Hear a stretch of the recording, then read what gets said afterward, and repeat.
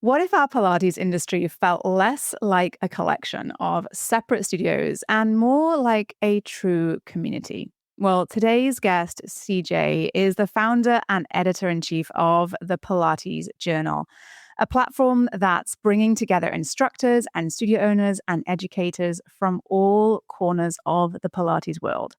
And her mission?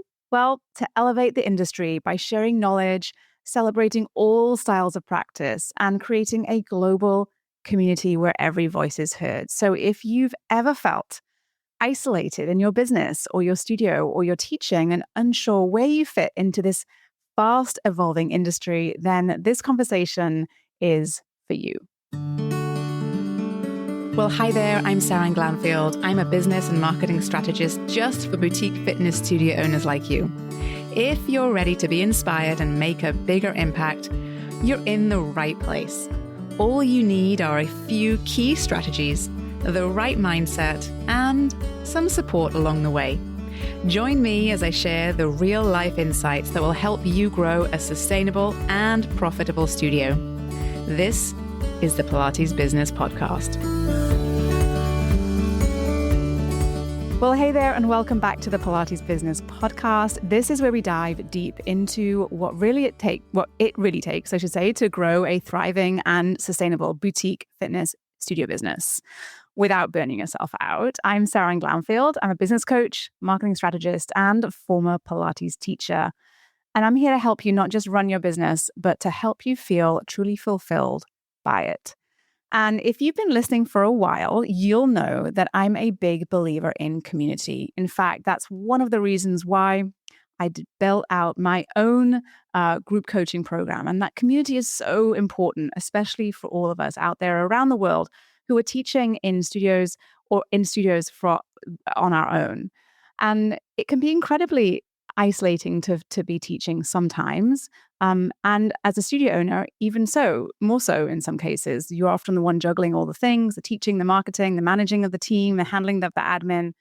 And this is why today's episode is so special, because I am joined by someone who not only do I deeply respect professionally, but who I've had the pleasure of working with actually since 2023. CJ Zarb is the founder and editor-in-chief of the Pilates Journal. She's been a teacher for over a decade, and today CJ is dedicating a lot of her time to a mission that is really close to my heart, and that is bringing the Pilates industry together through education and community. And that's what she's building inside of the Pilates Journal. But it's more than just a publication. It's a home for people just like you, for Pilates professionals, a place where you can see yourself be represented, where you can feel inspired, and also connect with others who share our passion that we all have for the Pilates method. And not just online, there's events popping up all around the globe. So it's all about bringing people together in the same room, face to face as well. So welcome, CJ. I'm so glad you're here. Finally, we're doing this. Yes, finally we're doing this. It's great to be here, Seran. So why don't we dive in? I'm so curious to hear the story and to share the story with the listeners about how you came to the decision to create a journal for the Pilates industry. So maybe you can kind of take us back to the beginning and share with us a little bit about what really inspired you to create this platform. What need did you see in the industry that maybe wasn't being met? Yeah, absolutely. So the Pilates Journal was born from a love of connection and curiosity and community. I myself am still a Pilates teacher. I think it's really important to have that at the core of providing an industry publication like ours. And I found at the time that there was so much information out there in the world that was sporadic, or there were so many inspiring voices, but they existed in separate pockets. And so Pilates Journal was really born to really connect that community, connect those worlds, teachers, educators, studios, and brands who wanted to celebrate what makes this, the Pilates world and the Pilates community so special.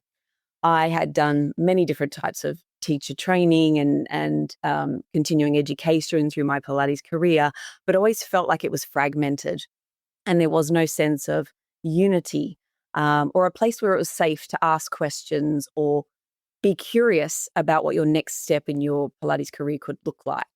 And so we wanted to create the Pilates Journal as that global Pilates community together, a space where we could, bring incredible educators, explore ideas shaping the industry, and support the broader community at large. And give voice, I think, to so many people that are doing amazing things in their communities day by day that perhaps they don't even realize the amazing things they're doing, and truly show that Pilates is for everybody. So it was born from those principles and from my experience in the industry and looking at it from afar, saying we could be so much more united together, regardless if we're looking at it from different streams in the method, but finding a way to unite and know that we're stronger together. Amazing. So you came into this without an experience in journalism or writing or online content of any sort. Is that right? No, my background is actually in media and PR and communications. So my career very early on was in journalism, um, and in TV journalism. And I really cut my teeth in those environments and then worked in sponsorships and events throughout my career. So I had sort of done those things very early in my career and then found a love of Pilates later, um, more in detail later. I'd experienced Pilates, very lucky as a child, through the dance school that I was at. I was a dancer as a young child. And so I had a very privileged chance to see Pilates very early on in my life and see how it could be a great tool. And then I came back to it much later in life and went, this is something that I know is still really important to me, something that supported me post having children as well, and knew that this was a career that I absolutely adored and loved because I could help other people. I could be giving back to clients and community. And I realized that that was something that was really important to me. So starting to teach as a Pilates teacher and then realized there was this disconnect between what I was seeing and what I was hearing about in the industry, and fragmented ideas. And I felt like I wanted to unify and bring people together so that we could understand more what incredible people are doing out there and hear more of those stories and learn from other people. I've always been someone with a love for learning. So for me, this was just a natural fit to create something like this. Yeah, it sounds like the perfect marriage of both of your experience and passions, which is always a fantastic place to be, right? So tell us a little bit about, the different, because you cover a lot of different topics in the journal. So tell us a little bit about what are some of the most popular topics that you see people really kind of looking at and wanting more of. What do you share in there, and what do you see perhaps you're looking to kind of share going forward in some upcoming issues? Yeah. We cover a whole spectrum of articles and ideas in the Pilates Journal because we want to make sure, again, that there's something for everybody. You'll take an issue and there'll be some things that truly resonate with you, and for someone else, there'll be completely different stories. Some of those stories talk specifically to studio ownership and how to run your business, and the tools you might need to do that. And we'll work with people like yourself, Seran, to be able to tell those stories.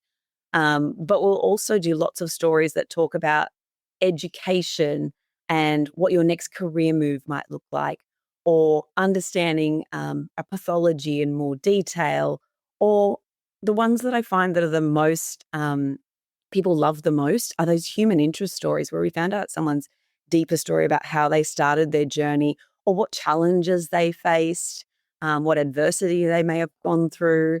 Or even people who have new ideas and are looking at different ways to approach the method. Um, there's so many interesting things that are happening within the Pilates community at large in terms of people, utilizing the method in different ways or pulling in different pieces of equipment or props or materials. And we give voice to what's happening in the industry. And these conversations also shape the future of the Pilates industry because we hear about how it's changing their businesses, how they're adapting, how they're understanding more of what their competitors are doing. Because like in any business, you need to understand what your competitors are doing, what their key differentiators are, how they're standing out amongst a crowd.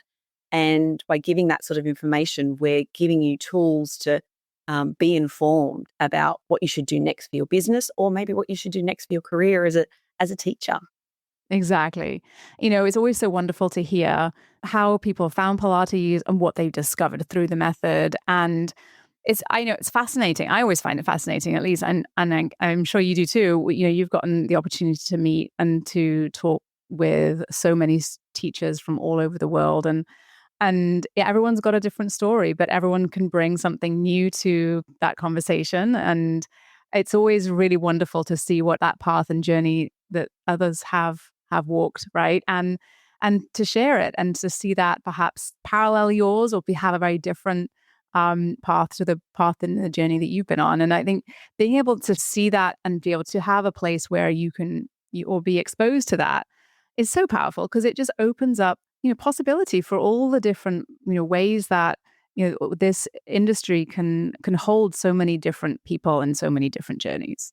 Absolutely.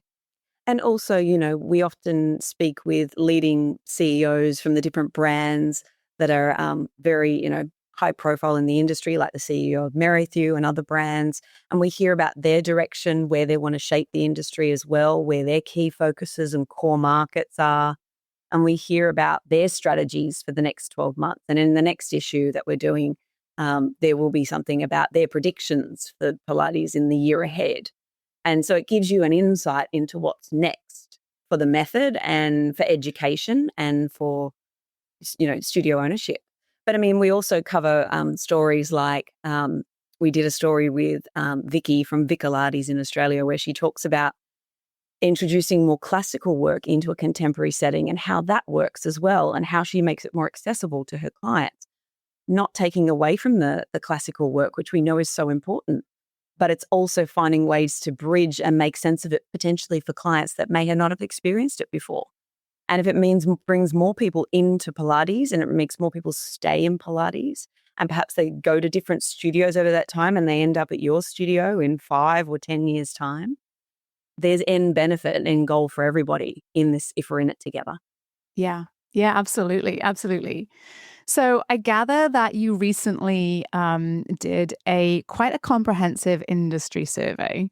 And I know that, I'm always asked, people are always curious to know, what's happening, what are other people doing, what does the data say? And so maybe you could share a little bit about the findings from the survey and perhaps some of the insights that you gathered from doing that. Absolutely. So we do an industry survey every year. So every 12 months, we really ask to try and get a pulse or a temperature check on how everyone's feeling, what their concerns are, what they're seeing more of, or how they're adapting in their studio environments. No surprises that, group reformer is definitely on the rise. I think many people are seeing that. And, we've seen a surge of 50% of studios are increasing the number of group reformer classes they're running. They're adapting, they're becoming more agile to what the market needs. And that's not to suggest that's suitable for every studio either. Everyone should have goals for their studios and the direction they want to be, but it's important to understand what's driving clients to studio and how they're going about it. So that group reformer, I think, is no surprise to many of us. But on the flip side, we're also seeing that, 40% of studios are also introducing new services in the past year. They're really looking at new ways to engage with their clients, new ways to engage with their members. Examples that were given were, adding infrared saunas into their businesses, or myotherapy, or adding more holistic wellness practices into their Pilates studio so they retain their clients or members for longer. So that's really interesting that we're in this phase where wellness and the wellness boom, which the rest of the fitness industry is seeing, is starting to come into the Pilates space. So I think there's lots of opportunity there, and we'll talk more about that at the Pilates Journal Expo as well. And then the other thing we're seeing with the industry report was that, 40% of those surveys also said they plan to expand their services, or their studio rather, in the next 12 months. So that's a huge amount of people really thinking about, what is that next step for me? What does that look like? So these stats really suggest there is a surge of all of us wanting to do more in our businesses to retain our clients and keep them for longer. Yeah, absolutely. That ties in with exactly what we're seeing in our, amongst the studio owners that I work with as well. And there's a tremendous amount of possibility out there in so many different ways to generate additional revenue streams and expand in so many different ways. And I think, in a lot of cases, it's about sort of really defining what it is that you really want for your business, and then proceeding with what that strategy then should look like. And, I think for those people who are smart and looking to build very sustainable businesses, I think that, to be strategic about it is very sensible. And expansion where you can is a good idea. And if your brand is aligned with perhaps a wider wellness focus, then adding additional services is a really nice thing to do, and because your clients probably already want it as well. And it's so amazing to be business owner at this time, with as you mentioned, the increased focus on wellness as a whole, access to the wellness data that we have at our fingertips today from all the different wearables that we all are wearing all the time. Yeah. There's so many different avenues to pursue when it comes to growth. It is a great time to be in this industry for sure. For sure. And there's just so many different ways you can differentiate. There's so many different ways you can take your business in, or stick to your lane and be really true to the way you deliver the method and be really comfortable with that as well. Sometimes I also understand that some people go, there's so much out there that I feel overwhelmed that I should be doing more. There's also the license to say, well, they're the things I won't be doing. And that's okay if that's where you want to be as well. 100%. In fact, I think that sometimes that is the smartest thing to do. Yes. Right. Yes. To say, actually, that's not in my wheelhouse. That doesn't fit with our brand. So yeah, completely. Allow yourself to focus on the things that you want to do really, really, really, really well. So there's room for both, and there's room for all, right? And that's exactly what you're building the Pilates Journal on as well, right?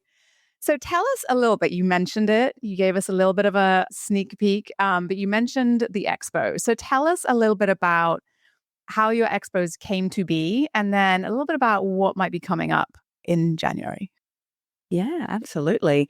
So yes, we've been running the Pilates Journal Expo for a few years now in Sydney, and we've really been bringing together people to inspire them and create a sense of community that you cannot beat that one-on-one personal interaction. If you've ever been to a conference, you will know. But we knew that the US and so many of you really wanted to have us come and be in LA. So we're holding the first Pilates Journal Expo in January in Huntington Beach. The dates are the 10th and 11th of January. And the reason we're bringing this event is because obviously we do so much of what we do is sharing so many amazing stories through the journal, bringing people together in person over a 2-day weekend at a beautiful location that feels like you're on holidays. To me, sounds like the perfect experience to learn and grow. So over that weekend, you can expect to deep dive into all sorts of different workshops with some really leading industry figures, from the likes of Andrea Spear to Sean Bagara to Shelley Power, Tracy Mallet, Maria Leone, so many incredible powerhouses who are really excited behind the expo as well and the initiatives we're bringing. Over the weekend, as I said, workshops, but there's lots of business panels as well where you can come and hear about not just your studio and the direction of the studio, but you can also hear about the latest trends in the industry over the last 12 months. There'll be also presentations about what's shaping the future of Pilates and what the studio of the future looks like. So you really get an idea and a sense of where the industry is going. And there'll be an expo hall full of vendors with exciting equipment there as well. You'll see all different types of equipment providers there. So you really get a chance to see what's in the market. Often at these events, you don't see everything. Here's your chance to come and see what's available. And if you want to get wholesale deals or better deals, you can. You'll see the latest innovations in technology as well and software. So you'll have a real sense of all different types of Pilates equipment and accessories and so forth at the event. There's networking. There's networking drinks. You don't have to drink. You can just come and network. But the whole idea is that you spend the whole weekend together. Yeah. Yeah. Exciting. It's so fun.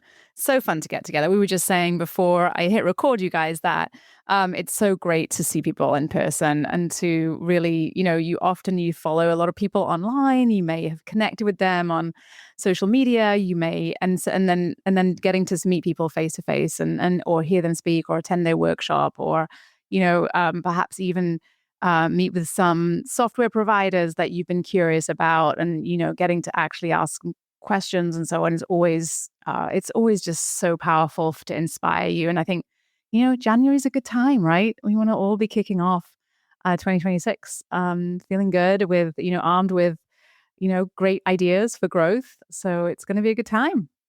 Tell us a little bit before as we come to wrap up, tell me a little bit about what's next for you and obviously the expo. But beyond that, what do you see happening for the Pilates Journal over the course of the next 12 months or so? Yeah, so it's an exciting time at the Pilates Journal. We want to keep telling amazing stories. If you have short stories to tell, please reach out. We will keep running more events. So that's an exciting development that's in the background. And obviously our January event is really that sort of saying we're here and we want to do so much more with the community. We want to share so many more amazing stories at those events. And more broadly, we'll also be doing more work to invest in our Pilates Journal Awards program. So our awards program where we acknowledge, give voice and recognize those doing so many good things in the community. So our awards program will continue to grow. Our events will continue to grow. And the journal will continue to be that independent source of information about the best Pilates courses in the market, the best reformers in the market, the best equipment more broadly in the market. We want to keep abreast of keeping you across what's happening in the industry and where you can take either your business or your career or just enjoy your Pilates sessions and know that you've got us as a community to lean on. So great. Well, thanks so much, CJ, for coming on and sharing a little bit more about the journal and the expo. Before we close out, why don't you let us know where is the best place for folks to find more information about both of those things and to connect with you? Absolutely. So if you're looking to find out more and read more interesting stories, head to pilatesjournal.com. It's free to subscribe. We deliberately want it to be free to subscribe, so it is inclusive and accessible for anybody who's interested in Pilates. So share it with your friends. And for the expo, you can head to pilatesjournalexpo.com and you can get your tickets there for the event. Early bird tickets are still available, so get in quick. It's completely worth it. The whole weekend is catered for. It's an entire experience. It's very rare that you get this many educators in a room over 2 days over a weekend. So you won't be disappointed. So make sure you join us. Fantastic. Thanks so much for joining. It was great to chat with you. I felt like we could have chatted for hours, Seran, but I'm sure we'll do it again sometime. We will, for sure. Well, thank you all for listening in to our conversation as well. And I hope this is helpful to you as you go about building your boutique fitness studio business and as your career as a teacher. And if you enjoyed what you heard today, I'd be so appreciative if you could take a quick minute to wherever you're listening to this and rate and review this podcast. It'll mean a ton to me. But it also helped to get this podcast out there into our amazing community so that more teachers and studio owners just like you can feel encouraged and supported on their journey in our industry. Thanks so much for listening. Did you love this episode and want more? Head to spring3.com and check out my free resources that will help you run a profitable and fulfilling studio business. And before you go, one last reminder. There is no one way to do what you do, only your way. So whatever it is that you want to do, create, or offer, you've got this. Thanks again for joining me today and have a wonderful rest of your day.